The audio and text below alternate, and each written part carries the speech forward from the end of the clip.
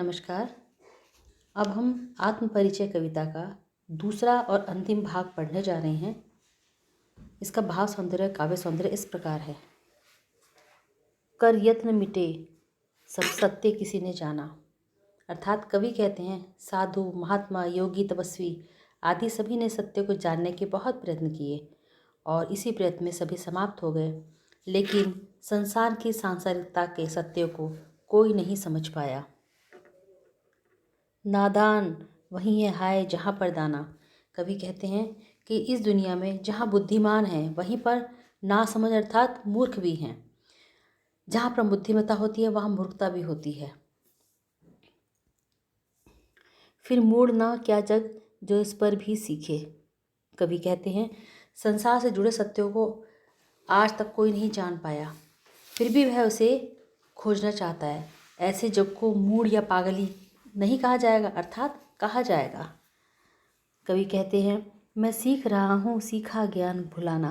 कवि कहते हैं कि इस संसार के विपरीत कवि इस बात को समझ गए हैं, संसार का सत्य कोई नहीं समझ सकता, इसलिए वह भी सीखे गए ज्ञान को भुला देना चाहते हैं और मस्त होकर इस संसार में रहना चाहते हैं। कवि आगे कहते हैं मैं और जग और कहाँ का नाता। कवि कहते हैं कि अपने और संसार के संबंधों की व्याख्या करते हुए कहते हैं वह और यह संसार और यानी दोनों भिन्न भिन्न हैं, अलग अलग हैं। कभी संसार से कोई लेना देना नहीं है, कभी संसार के लिए गैर हैं और इससे भी यह संसार कवि के लिए गैर है, इसलिए संसार का उससे कोई संबंध नहीं है।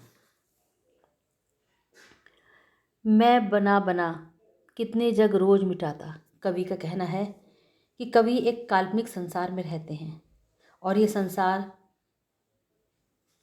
जो है वास्तविकता का संसार है, इसलिए कवि अपनी कल्पना की दुनिया को रोज बनाता है और रोज ही उसको मिटा भी देते हैं। कवि आगे कहते हैं जग जिस पृथ्वी पर जोड़ा करता वैभव, यानी ये संसार क्या करता है, इस पृथ्वी पर रहकर सांसारिक सुख सुविधाएं और ऐश्वर्य के साधन को एकत्र करता है, लेकिन मैं प्रतिपक्ष से उस पृथ्वी को ठुकराता। कवि कहते हैं कि संसार में रहकर भी कवि इस दुनिया को ठुकराते हैं, उसका तिरस्कार करते हैं, यानी इस संसार में रहकर भी सांसारिक सुख साधनों को इकट्ठा नहीं करते हैं, क्योंकि उनका जीवन तो मस्ती भरा जीवन है और यही दीवानगी उनके व्यक्तित्व में उभर कर भी आई है। आगे कवि कहते हैं मैं निज रोदन में राग लिए फिरता हूँ। कवि कहते हैं कि उनके उस दुख भरे रोने में भी जीवन की आशा का राग है। शीतल वाणी में आग लिए फिरता हूँ। उनकी जो वाणी है उसमें शीतल वाणी है, वो उसमें शक्ति है, उसमें आग है। हो जिस पर भूपो के प्रासाद नेछावर। और कवि स्वयं को उस खंडहर का हिस्सा मानते हैं जिस पर न जाने कितने राजा महाराजाओं के महल नेछावर किया जा सकते हैं। मैं वह खंडहर का भाग लिए फिरता हूँ। कवि कहते हैं कि वो इस जीवन में एक दीवाने हैं और इसीलिए उस पर वो राजाओं के महल भी नेछावर कर सकते हैं और कवि का संबंध इस संसार से प्रीति और कलह का है। कवि आगे कहते हैं मैं रोया इसको तुम कहते हो गाना। कवि कहते हैं कि जब वह दुनिया के सामने जीवन के अभाव दुख दर्द को लेकर रोते हैं तो लोग उन्हें समझते हैं कि कवि का एक गीत है, कवि गीत गा रहा है। मैं फूट पड़ा तुम कहते छंद बनाना।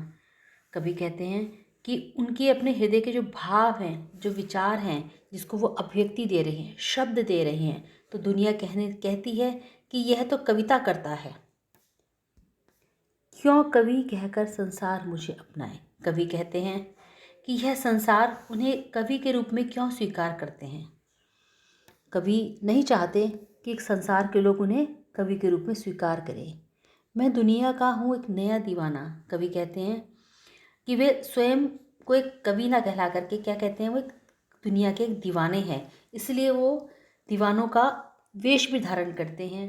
दीवाना कहलाना वो अपने को अधिक पसंद करते हैं।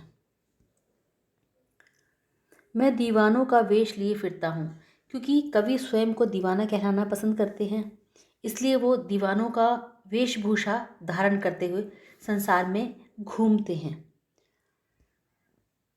मैं मादकता निशेष लिए फिरता हूँ। कवि कहते हैं कि उनके जो जीवन है उसमें मस्ती है, मादकता है, एक प्रकार का नशीलापन है जिसको लेकर के वो घूमते रहते हैं और वो उस नशीलेपन से युक्त हैं और जिसको सुनकर जग झूम झुके लहराए। कवि कहते हैं उनका जो मादकता है उसको सुनकर के सारी दुनिया झूमती है, झुकती है, लहराती है। अर्थात कवि कहते हैं कि समस्त दुनिया के लिए मस्ती में भरकर झूमने, झुकने और लहराने का संदेश कवि दे रहे हैं। कवि कहते हैं कि उनके पास जो मस्ती है वो उसका वो संदेश दे रहे हैं। कवि चाहते हैं कि दुनिया के कष्टों को सहते हुए भी मस्ती और खुशी के वातावरण में जीवन व्यतीत करें। तो ये था काव्य भाव सौंदर्य। अब हम इस कविता का काव्य सौंदर्य भी देख लेते हैं। काव्य सौंदर्य के अंतर्गत सबसे पहले हम भाषा की बात करते हैं। भाषा सरल है, सहज है, प्रवाहमयी खड़ी बोली हिंदी है। इसमें कवि ने दुनिया के सामने अपने संबंधों का ईमानदारी से खुलासा किया है। काव्यांश तुकांत है, गेय है, गेय अर्थात गाने योग्य है। बना बना इसमें पुनरुक्ति प्रकाश अलंकार है। प्रतिपग, प्रतिपग में अनुप्रास अलंकार है। क्यों कवि, इसमें अनुप्रास अलंकार है। झूम झुके, इसमें भी अनुप्रास अलंकार है।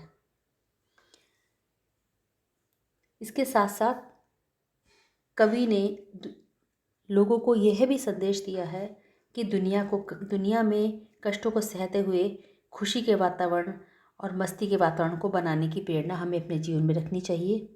उसी से हमारा जीवन सरल हो सकता है। धन्यवाद।